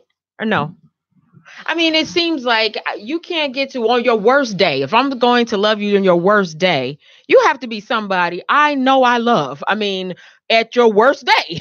So if your worst day is you beat me, I don't need to be in love with you. Well, how do we get back to beating again? Because that's what she said. Because see, and then what if and that's what I was getting ready to say. I know exactly what she's saying. She went to that extreme for you to say it, but I'll take it less extreme. So I was going to say in flip side, I was going to kind of bring it the positive way, which is, on your worst day, it's fine if your worst day does not mean dragging me down in the mud. If your worst day is not being disrespectful, if your worst day, those are the things that I feel like I guess we just don't understand. I have the right. And I'm gonna say this. I'm gonna say, even if I understand, if that means that I'm loving transactionally, I'm okay with it. I'm okay with it, because I am not. I just get ready to say I'm okay, because I totally relate with totally loving my fiance for who he is and all that it is. On his worst day. But on his worst day, he's not disrespectful. On his worst day, he's not still loving. When he can, when he's having his worst, and when I'm having my worst day, I don't reject that. I don't come and think that I have the right to be disrespectful to him. And if I do, there's words, there's a conversation. So I don't get that. We gonna have to just move on from this because I'm always very confused on the transactional versus. I sometimes think I just don't know. I'm going to really work on not being transactional, because when you're with that person who you can be non-transactional, then I guess that's something internally you have to work on yourself. Because I do feel there are certain things that you go back and say, if I don't, and that's wrong, I know. If I don't get loved, and that's being needy, I know. If I don't, I'm like LL. I need love. I'm probably yes. I'm just saying. I'm supposed to just love through it. I know that. Nothing's forever in that frame of mind. Nothing's forever, because if I don't get what I want or need from you, I'm up. And I'm gonna tell you something. Yes, that's wrong. I don't want to be right. but let me say this to you. Do you know how many men are silently suffering in relationships because they know they're with people like that? Who may leave because they acting a fool? Who they know will leave, who they know they're in a transactional relationship. Do you know how many women are suffering silently in relationships because they know that the person they're with is not real love? Do you know? I don't know, because to me, if we're going to compare that to what I just said, as far as like you said, there's like on people, I don't get it. But James I don't get that. So you're saying that people won't say what their vulnerabilities because they think that that's what comes in. Now that is what I mean. Now the vulnerabilities is a different thing. Now see, I'm with you on your natural vulnerability, but if your natural vulnerability is the things, like I said, we're not going extreme. We're going with simple, like disrespect. We're going with simple. When you having a bad day, that I'm the one to get the brunt of anger, and you need your mama. And you can't turn to me. And like those are all things that you're saying that are okay. But what if you're not even qualified to decipher what my action means? Because you are seeing it as me being angry, and I might just be sad. I ain't even angry. But you don't know that I'm sad or angry, because when you see a man go inward, you back away. Here he go. People we learned last week we're supposed to walk in and lay on his lap. People can't be authentic, and I'm gonna say this to defend men a lot. Men in relationships can't feel because they're not allowed to feel, because while they're going through their feeling, he's not producing the transaction you need to feel love, and risks you walking away. So there are millions of men in relationships who are not allowed to actually feel, because when they feel, they go inward. We go inward. And when we go inward, we are not giving you the transaction you need to be okay and to stay in a loving relationship. I can't tell you how many men I hear say that they're not allowed to feel anything. Where did they get that they weren't allowed to feel that? The women because you will walk away. Because we'll walk away because of what? All right. Go ahead, because I'm getting right. This is a topic. Okay. So basically, what he's saying is this: is that you had to sit back on that one, James. All right. No, because because he does have a very, very. It's true in a lot of instances. What is true? Okay, so what he's saying is this: is that when men if men get into their feelings, right? Mm-hmm. The way that we express our feelings is to go into, let's just say, a cocoon. It's to not express our feelings. Right. So let's just say it means we go into our room. All right. When we feel. Now, when we go into our room, that is a problem for women, because that's not necessarily the way that they express their feelings. So we go into our room, a woman, because we went into our room, that does not do what it needs to do for her in order for her to feel something. And so now that's a problem, and that makes her walk away from us because we're not giving her what she needs when we are in our feelings. We had that last week. But the thing of it is, though, they're not hearing all what the woman needs. They think we need something more than what we need when they in that box. But you don't. But see, this is the thing. It's easy for you to say that. It sure is. No offense, but because you are a woman and you don't necessarily deal with women in that situation, you get it from one side of the view. You don't get it from our. And what I heard James say last week was that actually in that moment that they're quiet, they are actually trying to think of a way to give you what you need. Exactly. That they're not actually not giving you what you need. They're trying to find out a way to do it. And that's how we should view it. Not view it as you not giving me, you get quiet. They're actually doing their method of what they do to give you what you need. Well, no, but what about that? But he's not even addressing what he needs. Sometimes in the quiet, he's trying to heal himself. In the quiet moment, he is struggling. But if he's not equipped to do it in himself, then what? Because that's what I'm thinking. Because see, the man that go now, let me say it. As a woman, I would be okay if I understood that if when you go in that you're prepared, but you're asking us to let you go in this cocoon, right? We're supposed to be to understand. And I'm getting to when is the understanding supposed to come? When be reciprocated. So we're women, we're understanding. Oh, he's in his cocoon right now. When you're in that cocoon, I'm over here. I don't know if you over there trying to figure out what you need, what I need. Because sometimes you guys go in a cocoon that has nothing to do with us. And it seems like every time you all talk about, and that is okay, but it seems like they say the cocoon, like when they go in their cocoon, we have a position to play. You do. And I get that, but when you go in that cocoon, what is also your position for the woman? My God! All right, wait. Let me help. Hold on. Okay, let me help. Can I just say that? Did you hear what you said? Yes. What is your position for the woman outside? Of the cocoon, and that what does that look like? Because I need to know when you're in the cocoon, you want me to understand what that cocoon looks like, and you need to understand what it looks like to a woman when you're in that cocoon. Okay, and that is what the issue is. I understand what it's like. That's why when we're in the cocoon and we're trying to heal ourselves, you're busy screaming outside of my cocoon because you want me to heal you too. Right. And we're like, look, let me. Because you have a need at the moment. Because you have a need at the moment. And we can't even tend to our needs. We can't fully give 100% to our needs because we got you screaming outside of my cocoon. Wham, wham, wham, wham, wham, wham, wham. Well, because when you're a cocoon, like Wanda and I tried to express last time, and I think men miss this. You all are in that cocoon and you're explaining it, but you have to listen to women if we're screaming and telling you that when you're in the cocoon, see, you're not letting me finish because you think I'm yelling at you in the cocoon. I'm telling you what we're saying is that when you're in the cocoon, it comes off cold.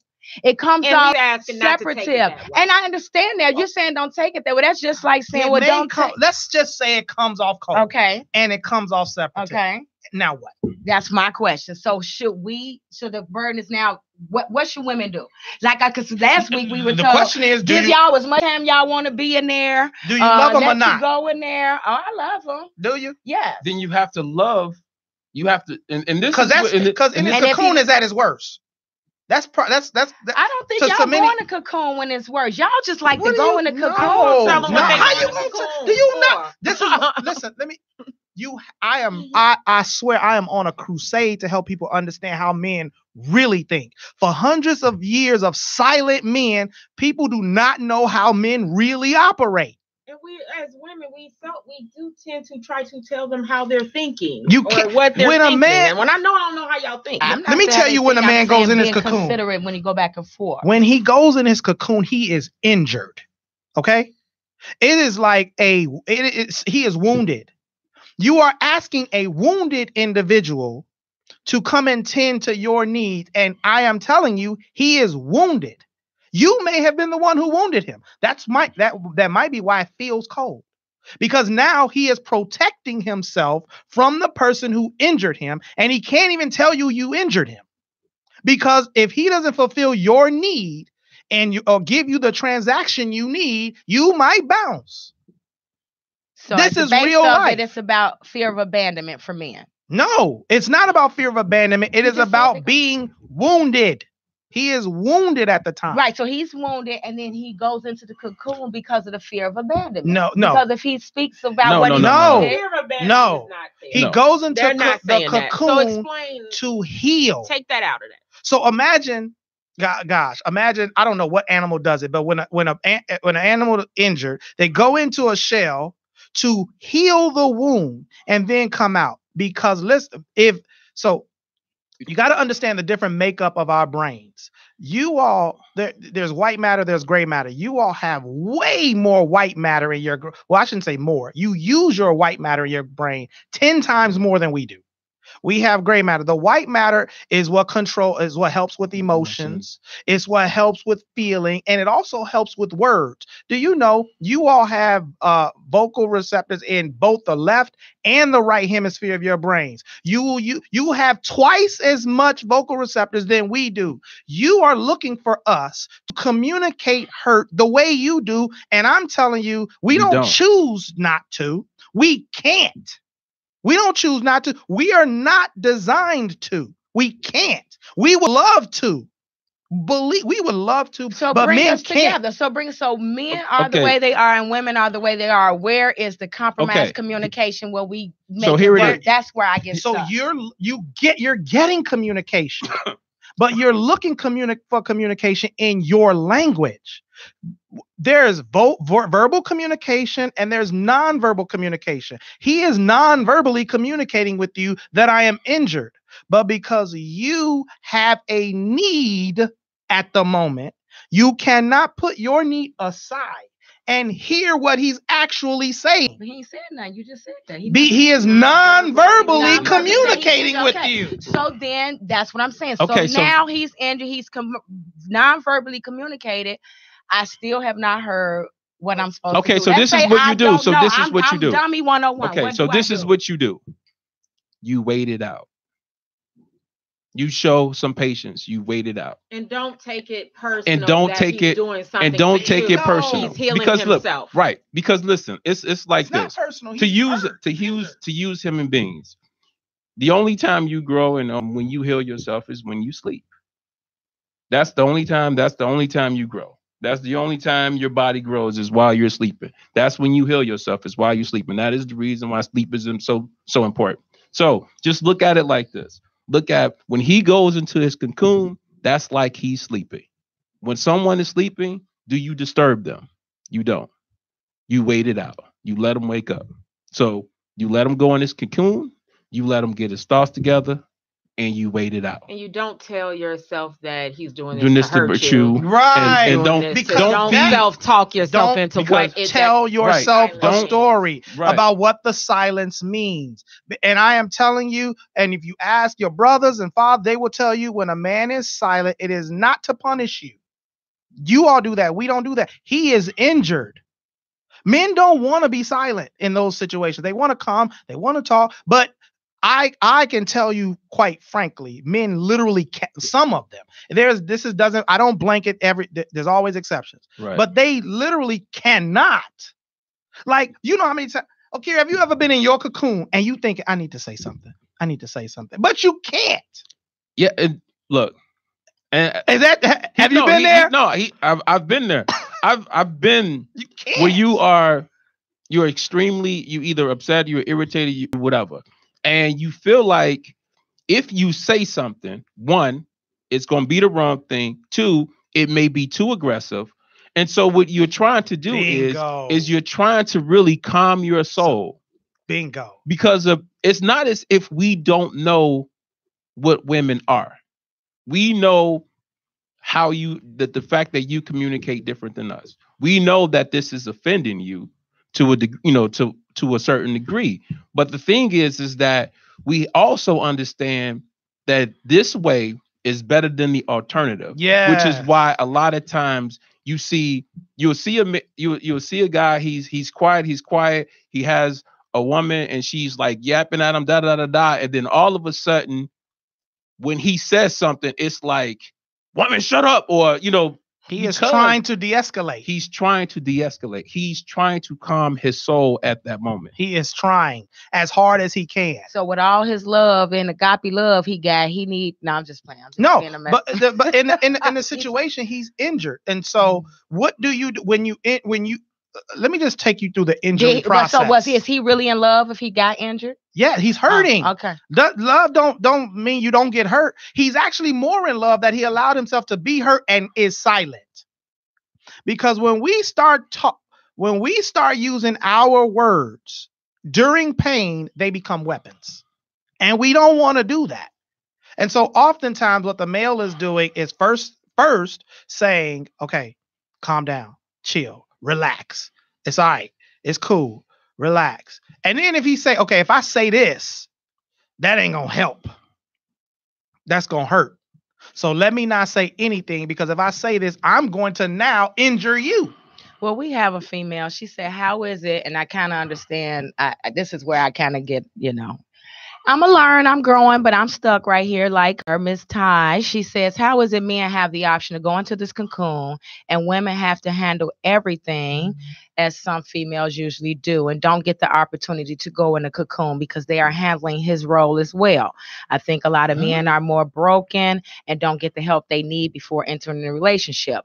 If I go into a cocoon, the bills don't get paid, the kids lack, I will lack family, the friends will go out, but he can go in the cocoon and we're supposed to be okay with it.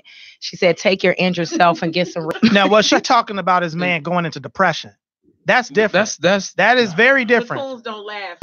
Cocoon. We not talking about. That's why we keep asking. That's what I said. Y'all keep talking about wait it out. Hold on. It looks the same. Two clowns. I can't tell which one is the cocoon, which one is the mean guy in the depression. It looks the same.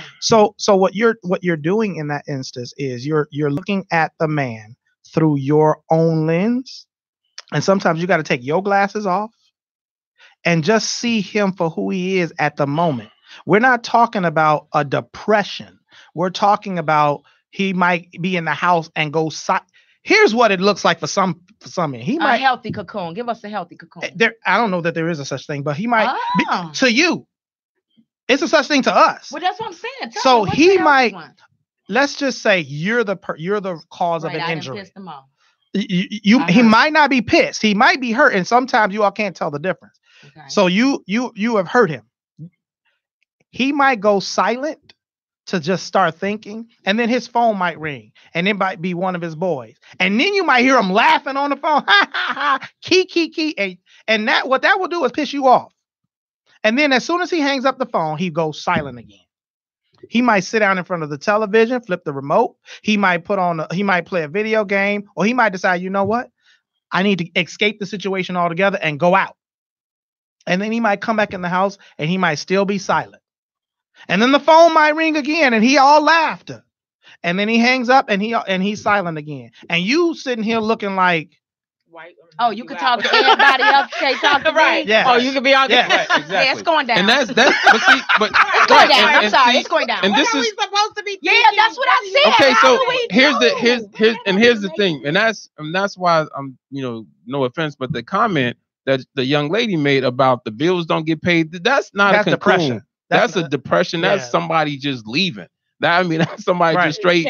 Yeah, they done checked out of the whole. That's totally different. How do we know that? That's why I said because what he's talking about coming in and out on the phone and laughing and ignoring me. That's cold to me. So what? And that's because intentional. No. That's because talk to him, Akira. No, that's because that's not intentional. That's because that's what y'all would do as an intention to hurt us. That's how you all doing. Yeah. So what we're doing is we are healing ourselves. We are getting from the hurt. Right.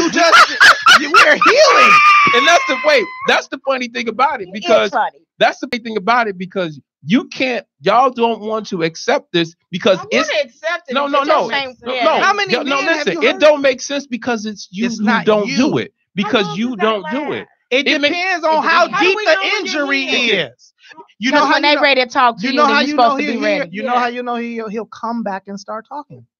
Just like that. Yes. Everything's supposed to be okay. Yes. Yeah. But this is grown up stuff. This is real life. But does he, when he comes back, do we have to have a conversation, or do we get to just move on like you just didn't go in a No, you can have it. You may be able to have. No, you can have a conversation, because then his soul will be. His soul is healed. I don't want to go back into that. Yeah, which they usually do. You know why he doesn't want to go back into that? Because what he has discovered in his cocoon is there is no resolution to that.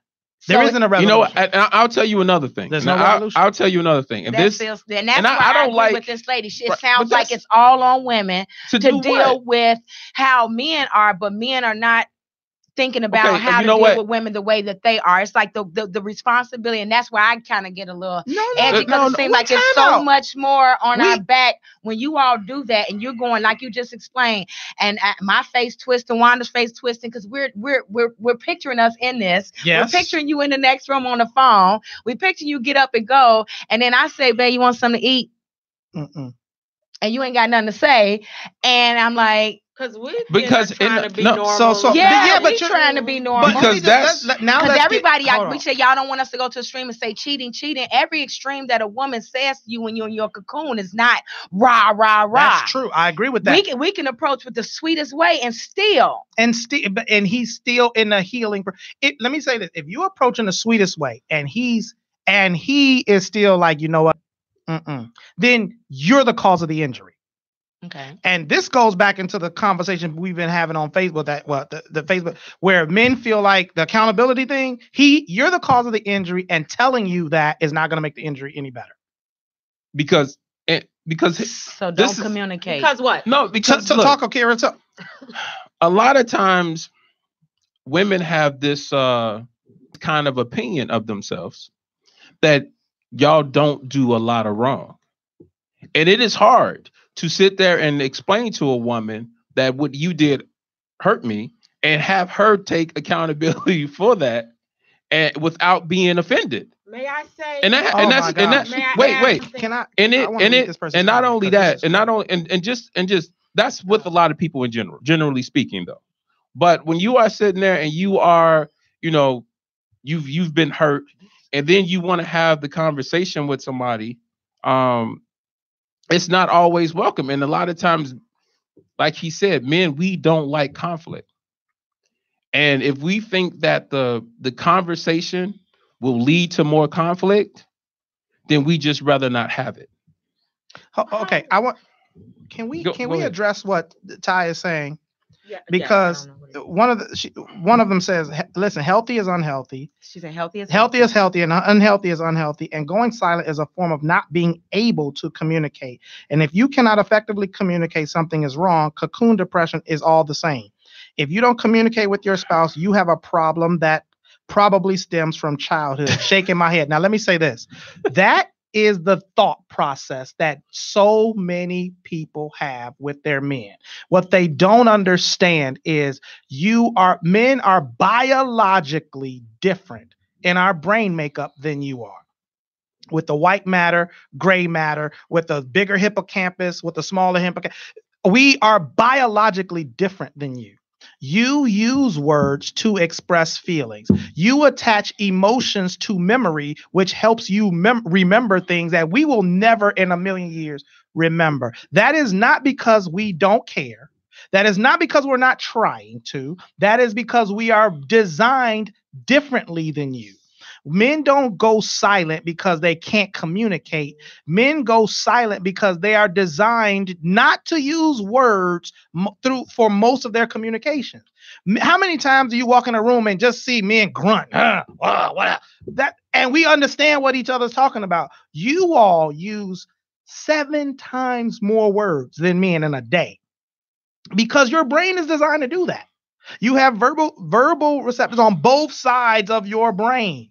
This is not about men not being able to communicate. This is not about men being unhealthy. And some of us are. Let's just be real. But what you have to understand is there are differences in men and women that need to be addressed and understood before you get into any kind of relationship, because you're going to misinterpret what your spouse is doing. Well, I think if we would start out with, if the problem is, and I think why we're confused, because like I said, if that's a man's natural way of doing things, you got to understand the unhealthy man that goes into that women see more of the unhealthy cocoon. That's why we have a disconnect, because just like what she's saying, Wanda and I was trying to get you, because this came up last week. There are men who go in there and you all try to say, and you all are quick to say men don't use it. And I'm going to beg to differ that don't say all men don't use it, because there are men who use the cocoon as a weapon. There are men who use the cocoon to get away from having certain conversations. And whether or not they have decided in their brains or not that there is no resolution, there's nothing going to change, why? At that point, is it okay to say that there's no conversation if the other person feels that there's a need? There's something that happened. Let's say, because some people go in the cocoon not because the woman wounded them. It's because the woman felt wounded, and when she verbalizes that she feels wounded, then we get this cocoon. So, it's sort of like some people are coming to understand how men think. Depending upon how you communicate that you've been hurt, you may then enter. I need you to understand that. The same way men need to understand that women verbalize when they're hurt. And so it would be stupid of a male to tell you, stop talking. When you hurt, why you doing all this talking? Why we always got to talk about it? That is dumb. But they do that, and then they go into the cocoon. But that's dumb. And that's why it looks like, and that's why I think as women, we're having that disconnect of the cocoon, because we have seen more often than not that your cocoon is a think tank, and it's a private time, and it's a positive time in there, and you working some things out, because I have seen it. I'm not going to say I haven't seen it, but more often I've seen the not so good cocoon, the cocoon that's used for all these other things. So while you're on a platform, you're going to have so many women that are not going to get it, because there are men and they may not be in your circle. But James, I'm telling you, they're using the cocoon, brother, or something else. The right cocoon. To me, that you're interpreting that they're using the cocoon. I'm going to tell you, I could give you my own. I could put a little bit. Let me put a little bit of my business out there. Okay. We got 4 minutes. Okay. Y'all. Everybody don't put their business out here a little bit today. I done left because of this cocoon. The cocoon was a big part of why I left something. And because the communication after the cocoon was more of what we're saying. I don't want to deal with that. I don't want to talk about that no more. I know how you feel. It is what it is. And so we're supposed to go on with unresolved feelings of things of, I'm going to continue to do this, even though it makes you feel that way. And so it's like, so I guess it's not necessarily cocoon. It could be the thought after you come out and you still saying, this is the way it's going to be. And if you bring it up again, I'm going to go back into this cocoon because I told you I don't want to hear that. We see that more than the cocoon that you're talking about coming out this better person. Can I say one thing? All right. So in your example of a bad cocoon, right? It really makes no difference if it's a bad cocoon, because once he goes into the cocoon, it's still the same process no matter what. Because once he comes out of the cocoon, right? If he says to you, my answer's not changing, then guess what?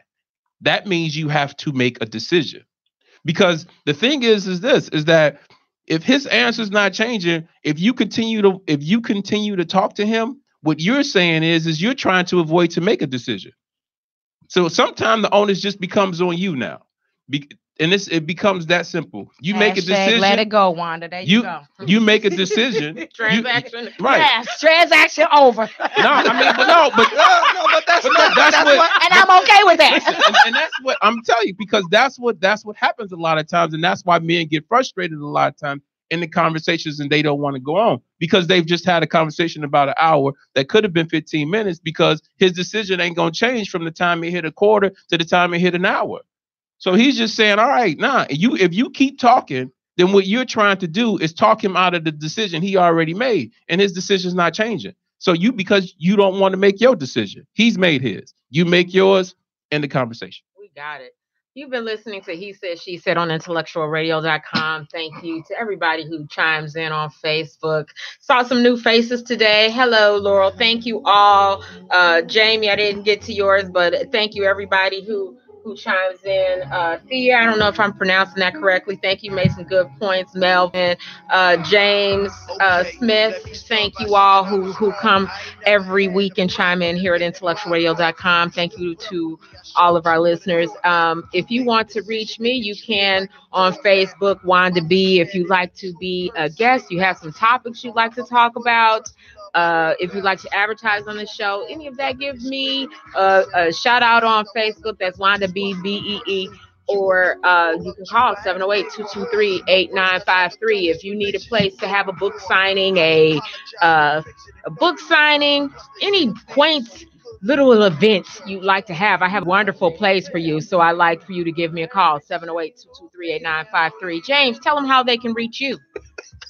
I don't even know anymore. Don't contact me. JamesBorshade.com. I'm going to answer for him. JamesBorshade.com. If you want to reach James, he said, that's how I feel the other day when I had my dome sick of this stuff. But yeah, JamesBorshade.com. Moving on, Valencia Jackson on Facebook. Same, just like her name, Valencia Jackson, O'Kara. I'm going to do this for all y'all because we're going to keep moving on because I got 1 minute to go. Here on Intellectual Radio, O'Kara, just Hollis, just like his name on Facebook. If you want to reach him about something, they're having a giggle wiggle. I want you all to come back here. You got tears too. I want you to come back here to IntellectualRadio.com. Same place, same time, 2 p.m. on Sundays. Watch He Said, She Said on IntellectualRadio.com. See you next week, 2 o'clock. See ya. Happy Sunday. Put up with the crazy shit I do. And if I was you, I'd probably hate me too. One day I'll stop me into the way. But one thing's for sure, that day ain't today. It's so crazy you chose not to see. I never was the guy that you should be with. So take a long look at yourself. I know you think that I'm the blame. What I've done, girl, I'm ashamed. But the blame ain't all on me. You just chose not to see. This is who I choose to be. This is what I chose, love. Girl, there ain't no change in me. I never change. But the blame ain't all on me. You just chose not to see. Yeah, I broke your heart and no, I ain't do it on purpose. You will find the right guy, I believe that you're worth it. These chicks is on me cause the boy started to bubble some. All I ever gave them was hard dick and bubble gum. So can't one fix their mouth to tell you I'm tricking. Blew hella digits